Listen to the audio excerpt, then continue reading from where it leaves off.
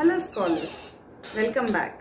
Today we are going to start with Geography chapter 6, which is major landforms of the earth.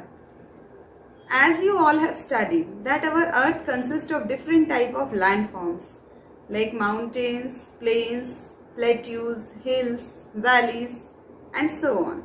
These landforms are even called as the relief features of the earth. These landforms seems to be static, but these landforms keep on changing. These landforms are formed by different forces which are exerted on the surface of the earth. These forces are internal forces and external forces. Internal forces are working from inside the surface of the earth, and external forces are exerted from outside on the surface of the earth. The complete process of change in the landform due to different forces is called gradation. Gradation is further of two types, degradation and aggradation. Degradation is related with the erosion or depletion in the layer of any of the resource or landform. Aggradation relates with the deposition. When something is deposited from one place to another and it results in the formation of a new landform, that is termed as aggradation. In this chapter, we are going to study about different types of landforms, which are broadly classified as mountains, plains and plateaus. Mountains are basically the elevated or heighted land in comparison to the nearby areas. Mountain is basically a natural elevation of the earth's surface. Mountains are formed by the movement of the continental crust. Mountains are generally formed by the action of internal forces. When two continental crust comes in contact with each other and collapses, it results in the formation of mountains. You all might have seen a mountain. Mountains are generally broad at the base and conical at the top. Even some of the mountains are having rounded peaks. On the mountains, the temperature is generally low, which results in a cold climate over the mountain areas. Mountains are even having large rivers of ice, which are known as glaciers. And different glaciers are the origination place of different rivers. Like Gangotri Glacier, from where river Ganga originates. Yamunotri Glacier, from where river Yamuna originates. Mountains are generally present in the form of ranges. Mountain range is basically a series or a chain of mountains which are decreasing in size. Some mountains are of great height and are having slopes. Mountain ranges are generally parallel to each other. The best example of a mountain range is Himalayas in India. Even some mountains are under the sea also. When the earth originated, mountains were not present, and even at the end, mountains will not be there. So we can say that, like a human life, mountains are born, it grows and it dies at the end. Even mountains are considered as young and old as per their age. How much old the mountain is, that much will be its age. So in this manner, mountains are even called as young mountains and old mountains. Now we are going to study about types of mountains. According to size, shape and height, mountains are classified into four types: fault mountains, block mountains, volcanic mountains and residual mountains. Now we are going to study about these mountains in detail. First of all, we are going to study about fold mountains. Fold mountains are basically formed when two continental crust collapses with each other. Or we can say that fold mountains are a result of bends in the earth crust due to the earth's movement. The internal movement of the earth's surface results in bends and ups and downs on the surface of the earth. The upper part of the fold is known as anticline, whereas the lower part is known as syncline. Anticline refers to the slope which is from upwards to downwards, while syncline refers to the slope which is from downwards to upwards. All these fold mountains are in the form of parallel ranges, and as per the age, mountains can be classified as young fold mountains and old fold mountains. Young fold mountains basically have high and pointed peaks. Example of young fold mountains are Himalayas. And mostly the old fold mountains have less height and rounded peaks. Example of old fold mountains in India is Aravalli ranges. So in this manner we can say that as per the age of the mountain, the features of the mountain also varies. Next we are going to study about second type of mountain, which is block mountains. Block mountains are generally formed when a land mass between two parallel faults suddenly rises up and the nearby landmass sinks down. The uplifted part of the block mountain is called as host, whereas the lowered part is called as graben. Example of block mountain are Vosges mountain and Rhine Valley in Europe. Next we are going to study about volcanic mountains. Volcanic mountains are formed by the deposition and solidification of molten matter which comes out from the interior of the earth. Volcanic mountains doesn't have steep slopes. Examples of volcanic mountains are Mount Fujiyama in Japan and Mount Kilimanjaro in Africa. Now we are going to study about the uses or advantages of mountains. Mountains are rich source of water. As we know, all the rivers originate from the glaciers which are a part of mountains. So mountains are the origination place for different rivers which provide water for different purposes. Mountains are even rich in minerals. Many of the minerals are found in the mountainous region. Mountains provides us with different type of building materials like granite, marble, etc. Different type of precious stones like diamond and other gems are also found in the mountainous regions. Mountains provides a variety of flora and fauna, and even it provides a land for grazing. Mountains provide shelter for wild animals and even provides us different type of forest produce like gum, resin, lac, honey, etc. Mountain even acts as a tourist place. Mountains even maintains ecological balance and check pollution and soil erosion. So these are some of the advantages of mountains. But as we know, advantages are always followed by certain limitations. So there are certain limitations for the mountains. Mountains lack in fertile soil. As we know, soil erosion and landslides are very common in mountainous region. So mountains mostly lack in fertile soil and the fertility is very less. The difficult terrain over the mountains makes it very difficult for any sort of transportation. Due to steep slopes, cultivation is very difficult on mountainous regions. So these are some of the limitations of the mountains which makes it thinly populated. So this was all about mountains. Now we are going to discuss about the second type of landform, which is plateaus. Plateaus are generally highlands with broad and flat surface. The height of a plateau ranges from few meters to few thousand meters. In this manner, plateaus are heighted but are flat in top. And due to this flat top, they are even called as tablelands. Plateaus generally have steep slopes from both the sides. But still some of the plateaus have steep slope on one side and gentle slope on the other side.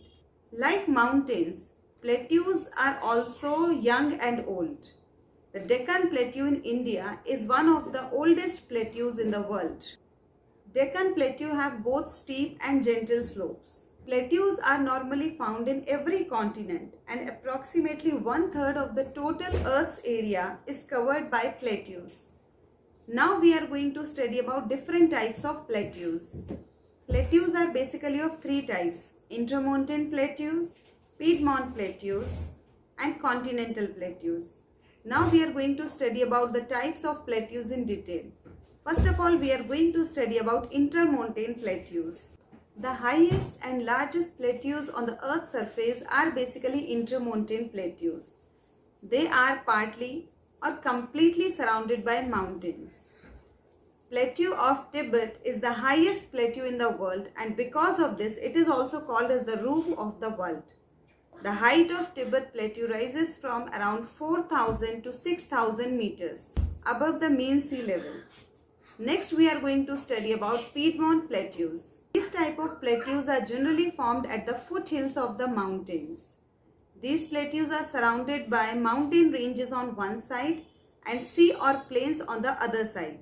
Example of Piedmont Plateau is Colorado Plateau in America. Next, we are going to study about continental plateaus. These plateaus rises abruptly from the sea or the lowlands. Example of these plateaus are Deccan Plateau and Chota Nagpur Plateau of India. So this was all about plateaus. Now we are going to study about usefulness or advantages of plateaus. Like mountains, plateaus are also having certain advantages. Plateau region is rich in mineral deposits. Most of the mining areas are located in the plateau region. Other than minerals, different type of gems and stones like diamond are found in the plateau region. Even gold and silver is also found in the plateau region. Some plateaus are formed by volcanic activities. Example of such plateau is Deccan Plateau of India. When a river falls from a high plateau, it results in waterfalls. These waterfalls are then used for generating electricity. Jog Falls in Karnataka is a best example of the waterfall which is used to produce hydroelectricity. Plateaus can even be developed as places for tourist destination. So as we have discussed, along with the advantages, there are certain limitations too. So plateaus are also having certain limitations. Plateaus are generally not suitable for cultivation. The reason being, some of the plateaus consist of hard rocks which does not support cultivation.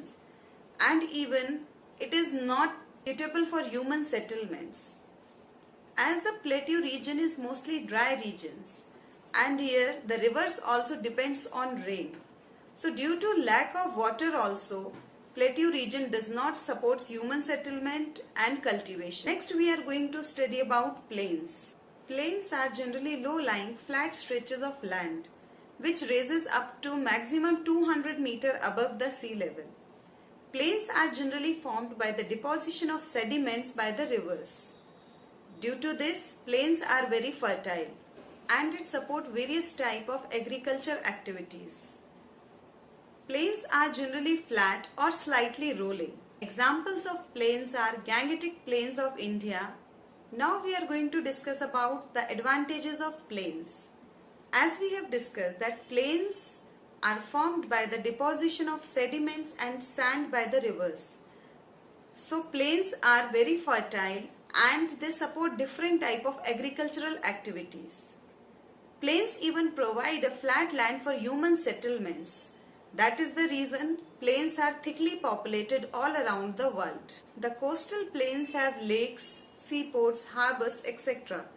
And even it has fertile deltas which help in doing different type of cultivation. Plains even provide a suitable climate for human settlements. As plains are flat, it supports in development of different infrastructures and laying down different type of transport networks. Plains provide facilities for trade. That is why many of the cities and industries are set up near to the plains areas. The rivers which are flowing through the plains provide sufficient amount of water for agricultural purpose. So due to all these advantages, plains areas are thickly populated. Plains consist of 1/3 of the total world's land, but it supports 3/4 of the total world's population. So we can say that for human survival, plains play a very important role. Along with these advantages, plains are even having certain limitations. As we have discussed, plains are fertile and flat and supports human settlements. But some of the plains are too wet, too dry or even too cold, which does not support a more number of population. It means that the plains which are having these type of climate are thinly populated. Example, the plains area of Rajasthan. These are also plains, but it does not support a large number of population. Now we are going to discuss about the effect of increasing population on landforms. As we have discussed, all the landforms are having some human settlements. Some landforms are thickly populated. On the other hand, some landforms are thinly populated. So now we are going to discuss that how, as per the population, the landforms are affected. Landforms play a very important role in the human survival because it provides us land for human settlements. Landforms are very important for us to fulfill our needs. But as per the increasing population, human beings have started misusing and overusing the land resources or different type of landforms, which has resulted in the degradation of land. So in this manner, the quality of land and landforms is going on decreasing. Some of the human activities which leads to the degradation of land are overgrazing, industrialization, deforestation, overcultivation, etc. In this manner, human beings are exploiting the land resources. Land resources are even affected not only by human activities but also by natural calamities. Many of the natural disasters like earthquakes, floods, volcanic eruptions, etc. bring a huge loss to the landform along with the loss to life and property. Exploitation of land resources or landforms will directly affect the human life as we depend on different type of landforms. So to protect our landform and to control the loss of life and property, we need to adopt some wise steps so that we can prevent our landforms from being misused. Some steps to conserve our landform for future are: we should not overuse and misuse our natural resources, especially land and water. We should plant more and more trees, and the cut down of trees should be stopped. Any sort of construction should not be done on the fertile land. The fertile land should be left only for the agricultural activities. Pollution should be controlled. We should not throw garbage in land or in water bodies. People should be made aware of the natural calamities and they should be taught how to face the effects of these natural calamities so that it should not affect our land resources or natural resources. So these are some of the ways through which we can conserve our landforms as well as our resources. Our landforms are the gift of our nature, and as we know that we fully depend on landform for our survival. For example, the food we eat, that we are getting from land. The place where we live in, that is also constructed on land. The clothes which we wear is also provided to us indirectly by the land. So in this manner, when we fully depend on land, then it is our duty to conserve our land and our landforms to fulfill our needs in future and to provide these things for our future generations.